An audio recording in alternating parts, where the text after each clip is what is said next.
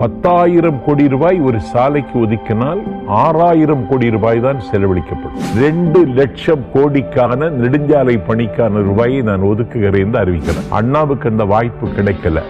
இன்னைக்கு ஒரு சாமானியன் சரித்திரம் படைக்கிறான். இப்போ ஆப்வியஸ்லி இந்த தவேகா ஆட்சியில இதனால் பார்க்காத சில ஒரு மாற்றங்கள் இப்போ நம்ம பார்க்குறோம். உங்களுக்கு நம்மளுடைய முதலமைச்சர் விஜய்க்கும் இவ்வளோ நாளாக பல வருஷமாக அரசியல் வியூகம் தெரிஞ்ச அரசியல் தலைவர்கள் நம்ம நாட்டை ஆண்டிருக்காங்க, தமிழ்நாட்டை. அப்படிப்பட்ட அரசியல் கட்சி தலைவர்களுக்கும் இப்போ விஜய் அவர்கள் புது மாற்றம், ஆனால் அரசியல் வியூகம்ன்றது வேற ஒரு பரிமாணம் இல்லையா?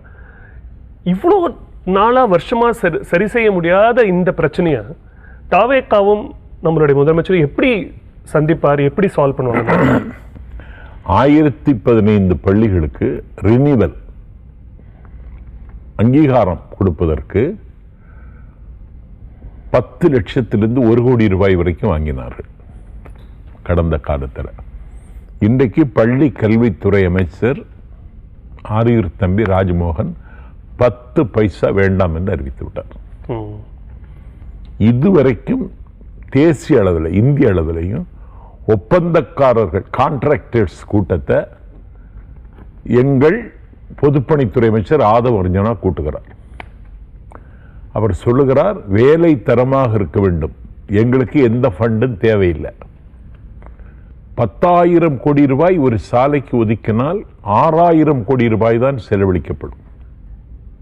4,000 கோடி வயலுக்கு இறைத்த நீர் வாய்க்கால் வழியோடி புல்லுக்கு மாங்கே புசிந்தால் குற்றமில்லை. வயலுக்கு இறைத்த நீர் வாய்க்காலுக்கே வராமல் ஆட்சி நடந்தது. இந்தியாவினுடைய சாலை போக்குவரத்து துறை அமைச்சர் நிதின் கட்கரி என்னிடத்தில் தொடர்பு கொண்டார். தமிழ்நாட்டில் நெடுஞ்சாலை துறையில் மட்டும் 10 வழியில் ஊழல் நடைபெறுகிறது, இதற்கு நீங்கள் முற்றுப்புள்ளி வைத்தால் 2 லட்சம் கோடிக்கான நெடுஞ்சாலை பணிக்கான ரூபாயை நான் ஒதுக்குகிறேன் என்று அறிவிக்கிறார். இது தாவேகா ஆட்சி நிகழ்த்திய அதிசயம். விஜயினுடைய வருகை பணம் பாதாளம் வரைக்கும் பாய்கிற பணத்தை மக்கள் அலட்சியப்படுத்தி விட்டார்கள். இரத்தமும் சதையுமாக ஒட்டி கொண்டிருந்த சாதியை அறுத்தெறிந்து விட்டார்கள். ஒரு கற்பனையை சொல்லி ஒரு மதவாத அரசியலை முன்னெடுத்த அந்த மதம் இன்றைக்கு மரணித்து விட்டது. இந்திய துணைக்கண்ட அரசியல்ல ஒரு சாமானியன் சரித்திரம் ஆள முடியும் சொன்னார் அண்ணா. அண்ணாவுக்கு அந்த வாய்ப்பு கிடைக்கல. இன்றைக்கு ஒரு சாமானியன் சரித்திரம் படைக்கிறான். அறநிலையத்துறை அமைச்சராக பொறுப்பேற்றிருக்கிறார் தம்பி ரமேஷ். அவருடைய அம்மா இன்னும் ஒரு வீட்டில் பணிப்பெண்ணாகத்தான் இருக்கிறார்.